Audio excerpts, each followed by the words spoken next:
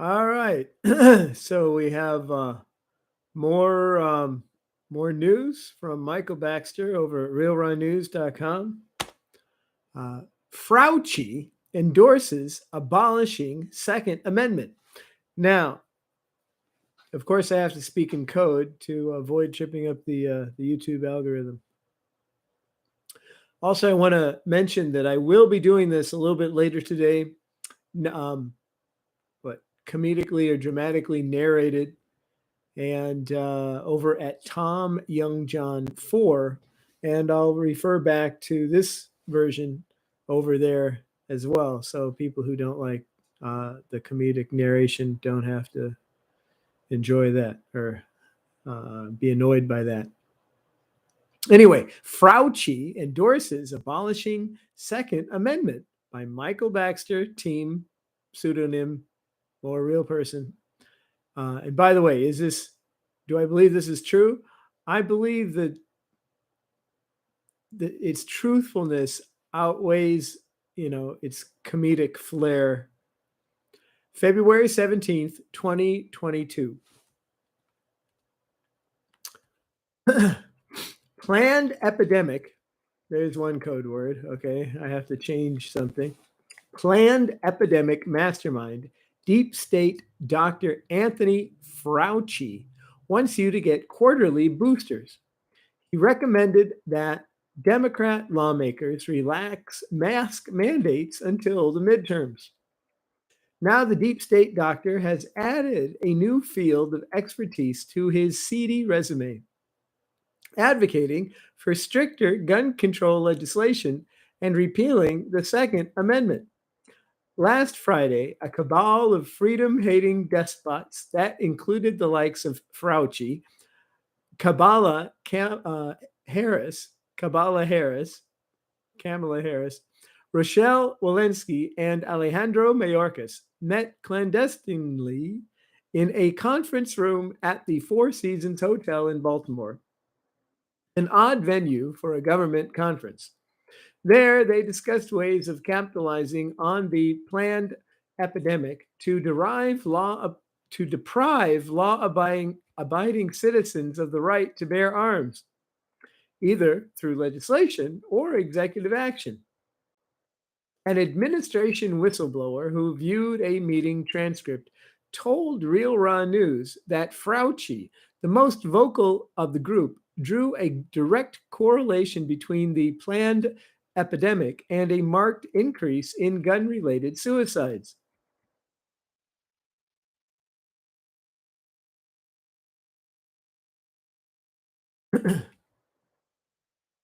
If we follow the science, we see a 500% increase in firearms fatalities, especially young people committing suicide over the last 3 years.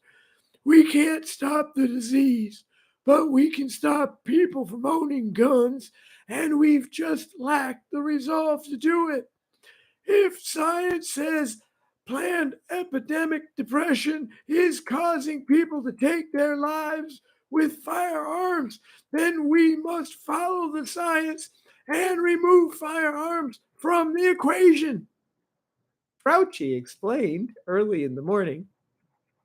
Its statement elicited a round of applause, with Harris rising to her feet and vigorously clapping her hands, while Mayorkas, a deep state stooge, to be sure, seemed to play devil's advocate. Pandemic or no planned epidemic, we've for decades tried to get guns out of the hands of citizens. Clinton tried, Obama sure as hell tried.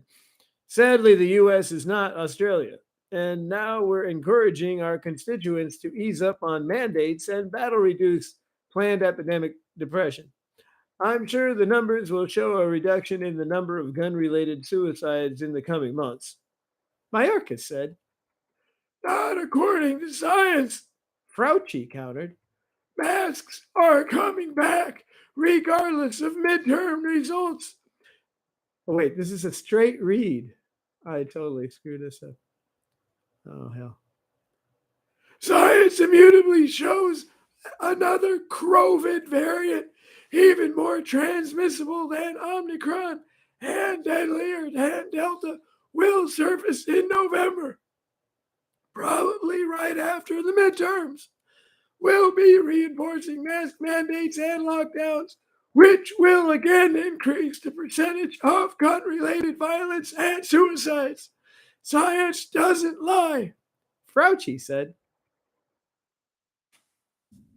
I agree with Anthony, Rochelle Walensky said. I've been getting calls from Kathy Hochul, and she's not happy at all about people not wearing masks.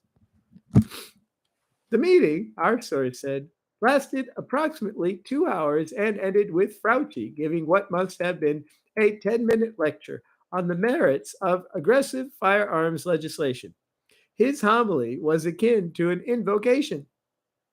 In the midst of soaring hyperbole, with a period or semicolon nowhere in sight, Frauci exhorted, beseeched, and finally begged his comrades to endorse abolishing the Second Amendment, all in the name of saving people from killing themselves with guns during the planned epidemic. So remember to love God as if he's the most important person or thing in your life, because as your creator, as the person who created the universe in which you inhabit, or the multiverse,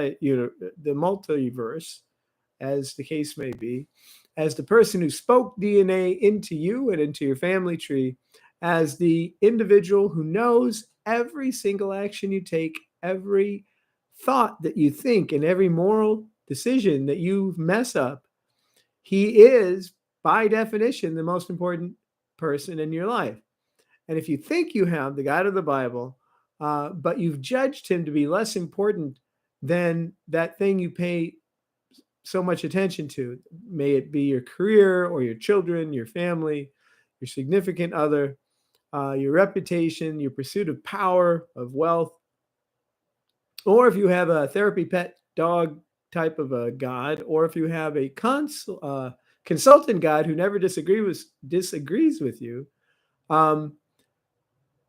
you have, I would argue that you don't have the God of the Bible at all. You have an idol that you're worshiping, and idol worship ends badly. But I'm going to play devil's advocate. If you do tentatively have a relationship with the God of the Bible, even though you spend the largest fraction of your time, your mental real estate, devoted to something other than him, your life is going to be hell.